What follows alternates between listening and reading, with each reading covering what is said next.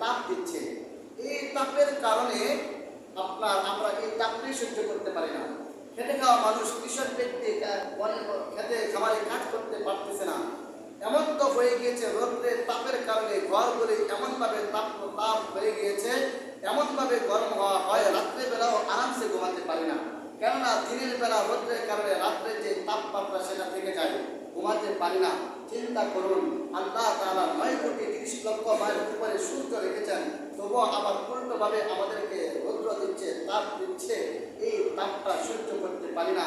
যেই আল্লাহ হাসরের মাঠে, ময়দানে মাহশারের মধ্যে আমাদের যারা গুনাহগার হবে, জাহান্নামী হবে, তাদের মাথার আদাত উপরে সূর্য থাকবে, আবারও 12 ফিট দিয়ে, তখন তাদের কি অবস্থা হবে? এই সূর্যের তাপের কারণে, এই সূর্যের কারণে তো অনেক মানুষ হার্ট ফেল করে মৃত্যুবরণ করে, অনেক মানুষের শরীর থেকে ঘাম জড়ায়। আর সেই সূর্য, যেই সূর্যটা